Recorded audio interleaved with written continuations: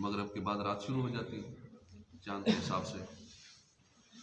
मेराज की रात जब साहिब मेराज नबी रसूल हाशमी सल्लल्लाहु अलैहि वसल्लम अल्लाह की बारगाह में हाजिर हुए तो आपने एक आवाज़ सुनी जो हज़रत अबू बकर सिद्दीक़ रज़ी अल्लाह अन्हु से मिलती जुलती थी। कहा गया कि क़िफ़ या मोहम्मद इन्ना रब्बका युसल्ली, ए महबूब सल्लल्लाहु अलैहि वसल्लम इंतज़ार फरमाइए, आपका रब सलात फरमाता है। आपने दिल ही दिल में सोचा कि और रब्बी युसल्ली, क्या मेरा रब नमाज पढ़ता है? फरमाया गया कि ए महबूब सल्लल्लाहु अलैहि वसल्लम, वो अल्लाह पाक है जो खुद भी और उसके फरिश्ते भी आप पर दुरूद भेजते हैं। नबी की शान में हो जिस कदर दुरूद पढ़ो, मुहिब्बो पाओगे जन्नत में घर दरूद पढ़ो।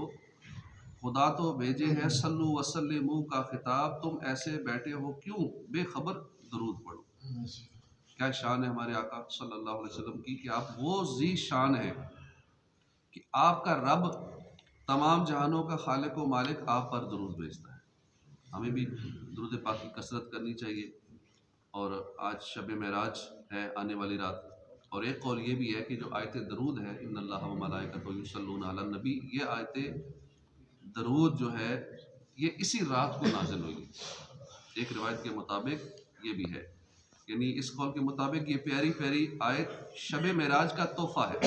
लिहाजा आज की रात बिलखुसूस और इसके सारी ज़िंदगी चलते फिरते उठते बैठते दुरूद पाक कसरत से हम पढ़ने की आदत बना लें और फुज़लियात से बचें, गुनाहों से बचें, अपनी ज़ुबान को गुनाहों से बचाएं, अपनी ज़ुबान को नेकी की दावत देने में इस्तेमाल करें, अच्छे कामों में इस्तेमाल करें। जिस तरह आजकल हम दिन रात लगे हुए हैं, कितनी कैंपेनें चली, ज़िंदगी भर के तजर्बात आपके होंगे। जब भी इलेक्शन आते हैं कितनी लोग कोशिशें करते हैं, पार्टी वाले खुद भी करते हैं प्लस उनके साथ हिमायती सारे लगे होते हैं, ऊपर से लेकर नीचे तक सब कंपेन कर रहे होते हैं। जो जिस पार्टी से या जिससे भी मोहब्बत रखता है या जिससे भी उसका दिली लगाव है, या पास का दिली लगाव नहीं भी है, अंदर से बुरा भला कह रहा होगा लेकिन ऊपर ऊपर से साथ चलना पड़ता है क्योंकि उससे वादा किया है, इधर मजबूरी है, इधर फलां रिश्तेदार की मजबूरी है, फलां मेरा भाई है, फलां चाचा मामू है, बस उसकी वजह से ये कर रहे हैं, फलां ने गलियां पक्की कराई थी, फलां ने ये कराया था। तो उस अपनी मजबूरियों के सिलसिले में भी बहुत सारे कर रहे होते हैं। कई वैसे किसी से मुतासर हो जाते हैं, किसी की बात से मुतासर हो जाते हैं, किसी की शख्सियत से मुतासर हो जाते हैं, लेकिन बहरहाल जिस वजह से भी लगे होते हैं, अच्छी खासी तादाद इन कंपेन्स के अंदर लगी होती है। ना नींद की परवाह है, ना कैसे मिले, कहते हैं जी बस दिन रात लगे हुए हैं, एजाज भाई नींद पूरी नहीं की, इतने दिनों से इतनी कोशिश कर रहे हैं। हैरान रह गया मैं, कितनी मेहनत कर रहे हैं, घर घर जा रहे हैं, डोर टू डोर जा रहे हैं, मर्द भी औरतें भी। हम गाँव देहातों में भी यही शेड्यूल चल रहा है। अब हम गौर करें कि क्या हमने कभी नमाज की दावत देने के लिए कंपेन चलाई है डोर टू डोर, जो हमारा असल मनसब है, जिस मकसद के लिए हम दुनिया में आए हैं, जो हमने रेगुलर काम जिंदगी भर करना है। ये तो इलेक्शन चलो 3 साल बाद 5 साल बाद आएगा तो उस वक्त ये करते हैं, और इस वक्त हमें इसमें झिझक नहीं होती। नमाज की दावत के लिए हम 2 4 6 जब मिलके जाते हैं कितनी शर्म महसूस होती है, यार हम दावत दे रहे हैं, क्या सोचेगा, हमारी इंसल्ट हो रही है, बेइज्जती हो रही है, क्यों घर घर जाए, क्यों दरवाजा कटना है, क्यों दुकान दुकान जाए। शैतान तरह तरह के वसवसे डालता है ताकि ये इतने बड़े सवाब से महरूम हो जाएं, किसी को नेकी की दावत ना दे। जिस मकसद के लिए अल्लाह पाक ने इनको दुनिया में भेजा है उस मकसद की तरफ ये ना आए। लेकिन हम इलेक्शन कंपेन या दीगर कंप्लेन या जहाँ भी दुनियावी मामला का फ़ायदा हमें नज़र आता है, उन कंपेन्स में हम दिन रात कोशिश करते हैं। अब इस पर हमें गौर करना चाहिए। हम मुसलमान हैं और मुसलमान का असल जो काम है, जो एक बेसिक फरीज़ा है कि you are the best nation amongst all those who appear on mankind. जितनी अब तक आई कौमें, जितनी उम्मतें आई, तुम बेहतरीन उम्मत हो। क्यों बेहतरीन कहा गया? तुम नेकी की दावत देते हो और बुराई से मना करते हो।